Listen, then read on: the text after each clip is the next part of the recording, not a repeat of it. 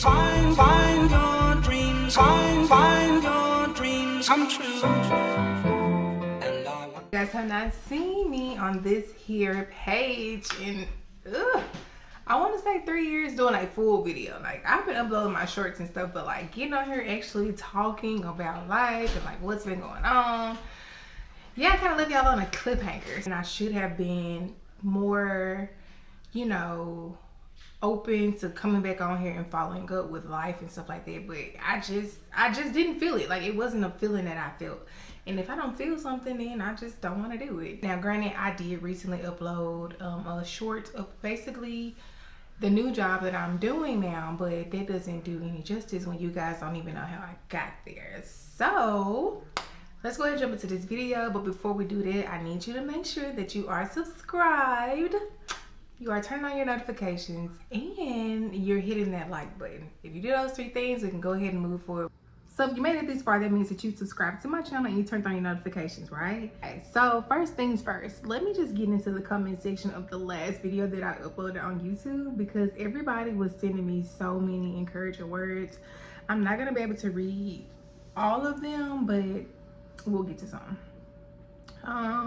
ChillFam45_ said, thank you so much. I'm going through this right now, and this helped me stop my panic attack. 336, I got dismissed, but I appealed my dismissal and got back in. Now I'm graduating in 7 weeks. You got this, girl. Keep going. Shoot, I dismissed myself because I had a 77. Didn't see myself getting an 80 and have a lot of things going on. Dropped the class so fast. People love my spirit. Someone said they quit their doula training. Why you do that, sis? Go back. Man, I mean, everybody was literally sending me so much love. So I'm just gonna say overall, I appreciate you guys for the encouraging words. I mean, just to have people from all over pouring into me as I pour out my little heart about me in nursing school, that was very, very, very much so appreciated. It just goes to show that people are actually watching when you don't think that they are. Even if you think the video is dumb, still post it, because somebody can relate to it. Like, I did not know that I was gonna open up and just tell you guys how it all happened. I posted that video, oh, it was a year ago. Cool, it was a year ago. So since then, after I posted that video, life continued on. If you are new here, I'll give you a little quick background update. I work at a birth center for like well over 5 years. That's what I was doing when I was in nursing school, part-time, maybe like PRN. After I got dismissed, I tried for so long to pretend like I was good, like I'm good, I'm gonna go back, until I realized that it was not easy to get back in. Getting back in required a certain GPA. When I got discouraged, I was just like, you know what, that's too much. I don't want to do that. I don't want to do that. I want to go right back into nursing school and start where I left off. So part of me is the problem. Like, I didn't want to do the other stuff to get my GPA up, which is fine with me. Like, I take my L and move along. I was like, you know what, I'm not even gonna worry about it. As time went on, I'm just getting like in my head, in my feelings. I'm like, I don't want to be around this anymore. Even at that time, my job had laid off a couple of people too, and it hurt me to the core. Because going to work every day, aside from being at home with my family and loving on me, was my way to escape the fact that I had failed nursing school, because almost all of my people there were pouring into me every day. The smiles, the conversations, everything just made me happy when I was really in a dark space. The moment I knew that I needed to step away was when I would sit in my office and turn the light out while doing my work. Working in the dark, like, for real though, yeah, I was working in the dark. Ended up putting in my notice. Actually, before I even put in my notice, I started like working from home a lot and just not wanting to be there. Granted, it wasn't the job. I loved doing what I was doing. It was just like I was missing pieces to my puzzle. Like, I needed my people there. Ended up turning in my notice on some days that I was off. And I applied for a job as a Shelby County clerk at 201, which is a court system / jail here in my city. Did that job, y'all. Cried almost every day.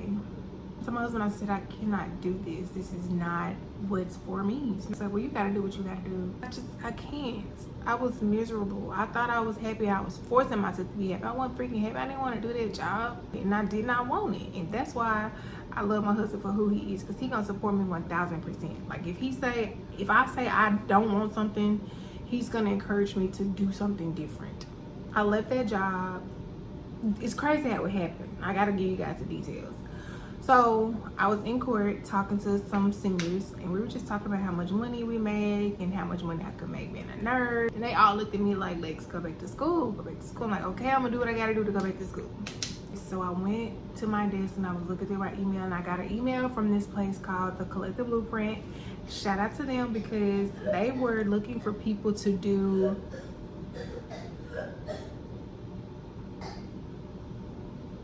she's so dramatic. They were looking for people to do a cohort for CNAs, and I was just like, do I want to be a CNA? I kept telling myself that there were so many different things I could do as a CNA. Travel, do this and that. I'm like, okay, sign me up. In order for me to do this cohort, I cannot work full-time, because the hours for the cohort was full-time. They were also paying a stipend too. So if you're in the Memphis area and you wanted to do a CNA program and get it paid for, then check out the Collective Blueprint. They're always looking for young adults to do those programs. You do have to be, you can't be 30, or you have to be 30 or under. 18 to 30, something like that. I joined the cohort. They were paying a stipend. The stipend was not a lot of money, but because I had my husband, I was able to do a little wiggle around. And TikTok was definitely taking off. So if you're not following my TikTok, make sure you do so, okay? And I was making a little money on TikTok from commission. It was crazy. So I was really just winging it. Of course I did hair too, but it was like I really didn't have a steady income. So I did that, finally finished the CNA license. I ended up getting hired at a OBGYN office. Ooh, honey, same situation. Calling my husband, sad, depressed, not happy at all, getting off of work late, trying to rush to pick up my daughter. It was awful. I didn't feel like I was safe. I didn't feel like I was at home. When I worked at the birth center, I was surrounded by people like me. I was surrounded by people who uplifted me. And they were all black women. Like the team was all black women. And I'm just gonna be honest, working with people that are not black made me feel like I was less than. It literally just made me feel like I was out of place, and I'm just gonna be 100% real. And I called my sister one day. I pulled up to the Starbucks parking lot, and I just had my book with me, and I was reading, and I called my sister, and I broke down crying. It really felt like I didn't know anymore. Like I was like, I don't know, I can't do this. It's making me sad. I don't get motivated to get up and go to work. Y'all, I was literally in a bad spot. Like damn, you really was not there mentally at all. Like not suicidal or nothing like that, but I just was not happy. I did what I knew best. Went back to braiding hair, taking clients and stuff until I figured it out, and I was still making my videos on TikTok. Like I said, this was commission based. I'm not in the creators fund yet, but I do plan to get there. I also do plan to get monetized from YouTube at some point. But yeah, nothing was hitting. It just wasn't. Fast forward down the line, I did reach back out to my previous job, which was at the birth center.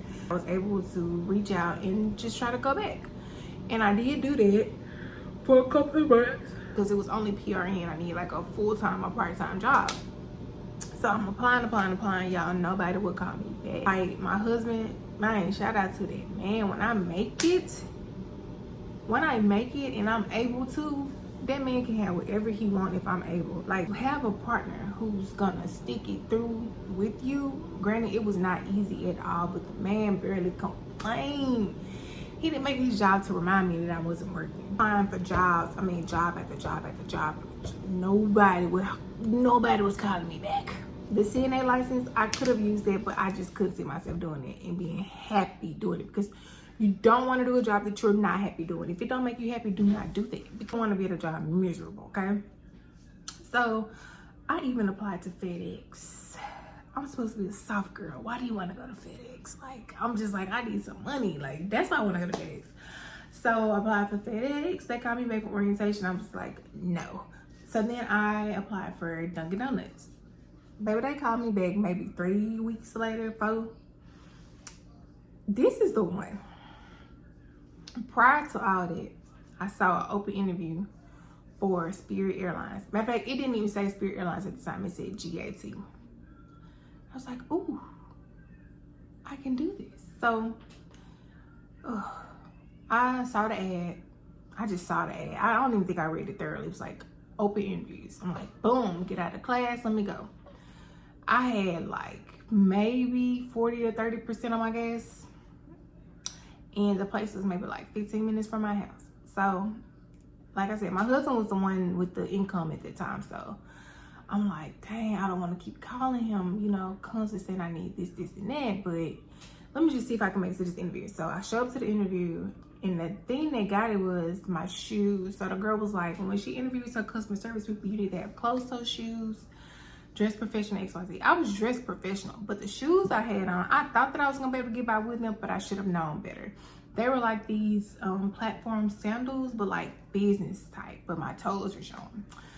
So she was like, if you have tennis shoes, whatever it is, just take those off and go put on some more shoes. I'm looking through my trunk. I'm like, I have nothing. I changed my shoes. I get back. She's like, for my customer service people, I need, well, no. She was like, for my gate and customer service people, my ramp and customer service people, I need you to make sure that you have a physical copy of your ID and your social. I'm like, that ain't what the ad said. I went back and looked at it and it did say that. That was my mistake. It was me. So I went back home. Mind you, this is the second time I'm going back to the crib. I'm at like 20, maybe 30 at this point on the gas. I go home, I go get what I need, and I'm finally back. Y'all, I don't know if I burst into tears on my way back or when I walked out the door, because at this point I'm just like, I'm really trying to get a job. I have no gas and I'm steady driving back and forth because I really want this job. So I finally make it to the back. They do my swab, my mouth swab or whatever, fill out the paperwork, and they give us the offer letter on the spot. It was $14 an hour, no, $15 an hour. I was just like, I don't care, I just need the job. Also, I've always wanted to work in the airline industry, so I need this job. So I got the offer letter on the spot, went to do my fingerprint or something, or whatever it was for the airport, and I never heard back from the manager. Okay, hold on to that. Just hold on to it like this in there, because it's something that go with it. So hold on to it. Okay, so I'm back. My phone ended up dying. So basically, I needed a job and I really wanted to work in the airline. So, I wanted to work in the airline industry. So I did all that, didn't get the call back, and I was just like, dang, like, don't nobody want to call me back. So we ended up going to Nashville to an agriculture conference. So I get a text message, and I get a call from out of town number, and at this point I'm thinking it's just scammers per usual. And then immediately after I did not answer, I got a text message, and it was like, hi, this is such and such from United Ground Express, and I want to talk to you about an interview. I'm like, is this real? So I called her back. She was like, we'll schedule a Zoom call tomorrow since you're at a conference, XYZ. I'm like, okay, cool. The next day come, I'm amped, I'm excited. I'm ready to get on my Zoom. So I posted a TikTok. I was just like, I need everybody to pray for me, wish me good luck or whatever. And people showed they love. Yeah, I got on this Zoom call with this lady, and I kid you not, I can't even tell you an interview question she asked me. There wasn't an interview. We talked about life, being moms, postpartum, depression, all type of stuff. And she literally was just like, I don't really think I need to ask you any questions. Just seem like you have the perfect personality for this job. I'm like, okay. And in that moment, I really didn't hear. I didn't hear it. I was just like, okay, great. Thank you so much. As I started having a little time to myself, it dawned on me like, wait a minute. I used to want this like many years ago. So I never forget when my baby was born. She was a newborn. I would literally go to the airport in the morning before I went to work just to clear my head and watch the airplanes take off, because ever since I was younger, I always knew that I wanted to be a flight attendant. Like, that was my dream job. Like, I always knew like I would have the face for it, the personality for it, like everything would fit me. But after I experienced my first plane ride, it was like, no ma'am, that's not what you want to do. And it wasn't what I wanted to do. But I knew that there were different ways and avenues that I can take in order to work in the airline industry. So I was looking back at my videos and I was like, wow, I still have this video of me recording myself watching these planes take off. And I literally said, once I'm done doing God's work, then I'll be able to do this work, basically, in a nutshell. And yeah, so I ended up going to orientation. This is a real job. They actually called me back. I went through the whole process, got my badge, everything. Unlike the other people, but it's okay. It's okay. It wasn't meant for me to be on that team. So I got all my paperwork done, did my orientation, got my uniforms ordered, everything.